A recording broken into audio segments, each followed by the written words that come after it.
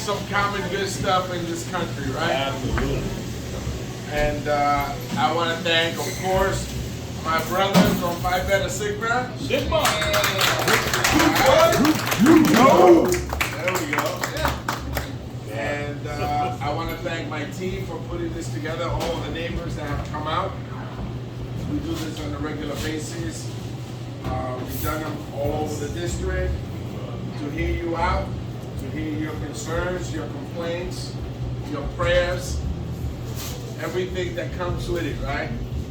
And so this is a greet and meet with some coffee.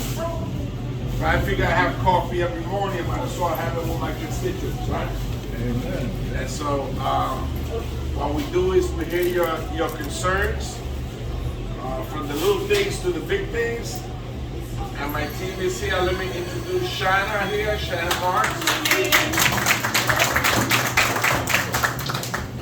And Jose, who's here with us, Acosta. There's a bunch of them outside taking some sun. Oh, and Cynthia's right here. And Nina's taking care of everybody's names and emails and addresses so we can continue to communicate with you. And so the first thing is that my prayers go out to the people in Puerto Rico and the DR for Hurricane Fiona. I'll be flying out tonight with Mayor Adams to Puerto Rico and to the DR, coming back tomorrow night. So it'll be a quick flight. But we're going to be meeting with some of the folks on the island that are hurting to see how we can give them some help, particularly Puerto Rico, who's still reeling from, even 5 years later, still reeling from Maria, Hurricane Maria. And so we'll be doing that today.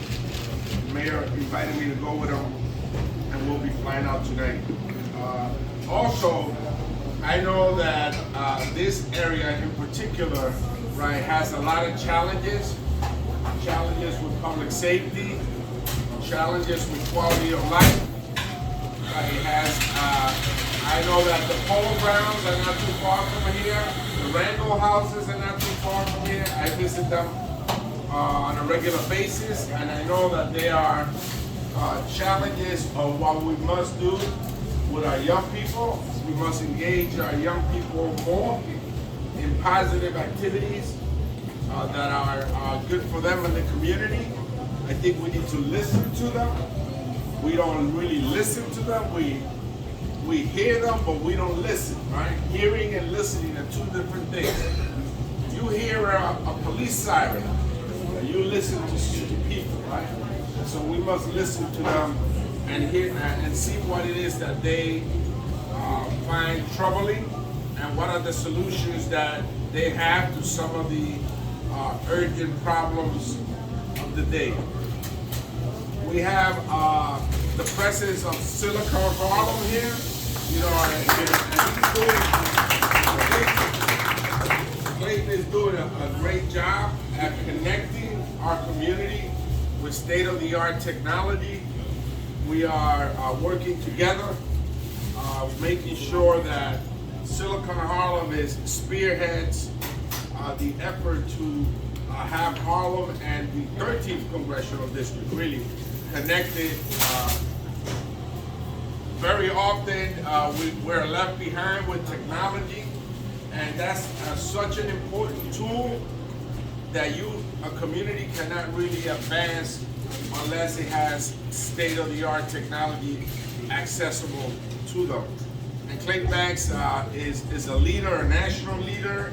He's visited me in Washington. He's known in Washington for the work that he's doing right here in the community. Now, we will continue to work with him to build a corridor. You know, he's working on a corridor. Perhaps you want to share that. I will, and I will also say my office is 1 block from here, right? So this is like my space too. So anyone who wants to come over and take a look at advanced technology and what we're doing is just 1 block away.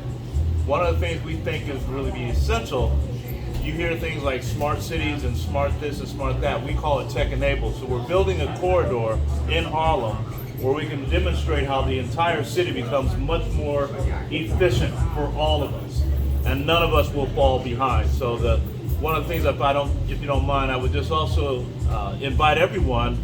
On October 21st, we'll be having a major conference at the Schaumburg.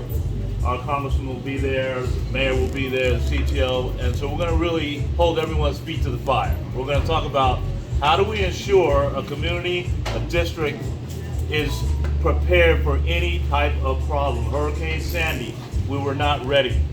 The pandemic, we were not ready. What the hell? We got to get past that. We got to make sure that this community no longer falls behind, and that's what we're batting at. And the next time you hear from us on October 21st, we're launching something that I got to talk to our congressman about, is the Harlem coin. And that's a major, major way that Harlem can help Harlem. So anyway, thank you for that. The conference is free. And the conference is free. Normally not, but this year it's in person, so we made it free for everybody. All right, so make sure you all attend and you participate with Silicon Harlem. They're doing some wonderful things for the neighborhood. And I think they're around the curve, right? You got to know what's coming around the curve because you know you can get hit by a truck, right? So you got to know what's coming around the curve, right? And Clayton is doing that, particularly for our young people. I'm very proud of the work that he's done. He mentioned the pandemic, and the pandemic continues to be something that's still very much among us, right? People are still getting COVID, right? Not as deadly as it was before, but it's still amongst us. And what it revealed was what we already knew. What we knew was that there are some health disparities among us.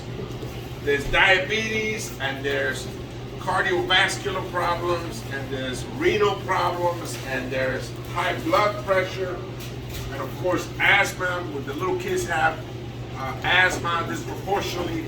And so the virus, it wasn't just the virus, it was those conditions that killed us. And so we gotta reimagine the healthcare system in a way that we break with those disparities, and that we address those conditions in very, very pronounced ways, right? So diabetes, right? We recently passed legislation capping the cost of insulin. A no-brainer, right? Some seniors were rationing their insulin because they didn't have the money to buy it. That should not be the case in America. So we capped it at $35 a month. We capped the out-of-pocket pay at no more than $2,000 a year. And we are now able to negotiate the price of prescription drugs for 35 different prescription drugs and growing year by year. So it's not everything we wanted, is not Obamacare fully blown up, but it is a step in the right direction. And who's going to pay for it? For the first time, the large corporations that have been avoiding taxes for decades are now going to have to pay a 15% or more tax. That's why they're so upset out there, right? Because now, we pinch their pockets as we should.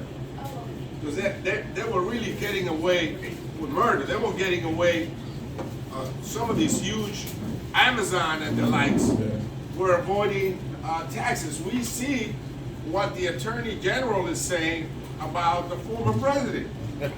That he was overvaluating his properties to access capital and insurance policies, right? Over 200 times he over-evaluated his properties. You and I do that the first time, we go to jail. We go to jail, right? And so we go to a bank and we say, our apartment, our home is worth $1 million and it's really only worth $150,000. And we access some benefits, so low interest loans, and we go to jail. And so he did this over 200 times. So Tish James, who's our Attorney General, is now in court with his company, and we'll see how that plays out. But that goes to show you, right, the inequities that have been in our tax system have been perpetrated in our tax system for decades. And so, who pays for it? Rich. Yeah, but now, for the first time, you know, this health care bill that we passed is going to be paid by the companies. The environment, right? You guys ought to know right here, the quality of the air is poor. Many of our areas were, particularly those close to the Harlem River, flooded during Sandy. You know, we passed major initiatives to address the environment. Now we're gonna have $60 billion for environmental justice issues. Some of those dollars will find their way right here to Harlem via organizations like WEAC, which is doing tremendous work, similar to Silicon Harlem with technology. WEAC, the West Harlem Environmental Action Group, is doing tremendous work in the environment and with the issue of environmental justice, which is one that's very prevalent here. We find that the quality of air is poor here. We're going to also engage in a major tree planting campaign. Oh, good. We need to have more trees, right? The trees are the lungs of our community. You see some streets are desolated. And you feel it in the summertime when you're walking down the pavement. You feel it, right? But other streets have, like this street here, you see, has a lot of greenery there, trees there. That's good for the environment. That's good for the infrastructure. For example, the West Harlem riverbank overflows when you have heavy rains, and we've been having periods of heavy rain. It's not so much long extended period, but the level of rain in a short period of time, in an hour or two, you know, 5-6 inches of rain. And our infrastructure is not prepared to absorb all that rain in such a short period of time. And that's why you see, what you see on Facebook and on social media, a subway station flooding, you know, NYCHA buildings are flooding, and neighborhoods really underwater. And so we gotta build our green infrastructure to prevent that from happening. That's gonna take a long time, but we need to begin now. And so there's plenty of money for that. And we will continue to fight for the environment. We will continue to fight for health care. On the public safety end, right, in addition to working with young people, and I've given some money to groups that are what they call violence disruptors, credible young people in the neighborhood that can come in and diffuse a situation or shooting before it happens, not after it happens. We want to be able to get to that conflict before it occurs.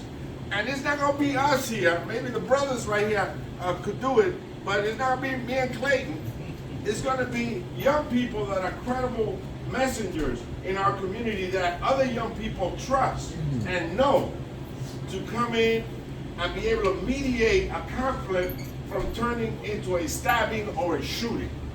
Right? Far too many shootings in this neighborhood, not too far from here. And so I gave money to a group that does that, both in the Bronx, where there's also high levels of violence, part of the district, and right here in Harlem. So it's important that we do that, but I'm also working with Mayor Adams on the 125th corridor, because it's unfair. We feel for people that are addicted, and we are willing to carry the load, right, and provide the help that they need. But we shouldn't be the epicenter of like 10 or 15 programs. The neighborhood just won't be able to carry that load. They should be distributed equitably across the city, particularly when people that come to those programs, 75% come from other neighborhoods. You know, they should go to Park Avenue too. They should go to Lexington Avenue.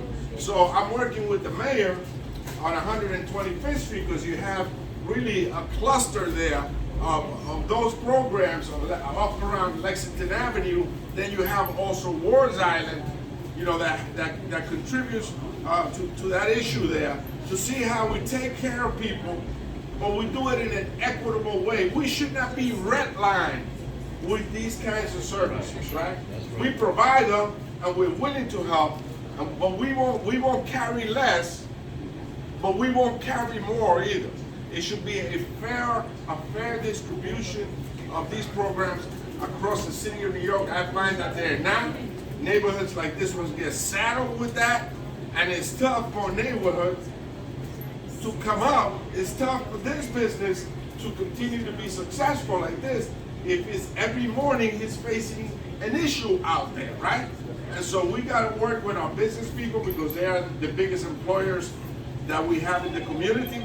They provide the jobs, they keep the economy going. You should come and shop here, buy your coffee here, because when you drink your coffee here, you're supporting a local owned business. Yeah. And that's what we should be doing. And when you keep the money in the community, it goes around several times. And that's what we want. We'll hear from Clayton about his coin later on. You know, he'll let us know what he's looking to do with that, you know, with technology. And he's invested in that. He's very sure that it's going to be successful. And you know, we got to listen to it. We cannot dig our head in the sands and make believe it's not happening, right? That's right. We got to listen to all new possibilities, right? To see what's in it for us as a community, right? And so, with that, I'll stop with that, because I really came here to listen to you. All my staff members, can you raise your hand? Marcus, our this guy. Assembly member Eddie Gibbs is here. He's from East Harlem. He's here. Thank you for being here. And Mark is our veteran in the office. If anybody has issues or knows veterans that have issues, he concentrates on that population in my district. Cynthia does mainly housing, right? Shana does a little bit of housing and everything. She's a utility player. She plays second base and shortstop. Nina in the back. And then you got, outside you got a couple of the other folks, Rolando and Radames. So this is just part of the team. We have an office in the Bronx. We have an office in Washington Heights, and our flagship office, obviously, is right here on 125th Street. So we try to service the entire district.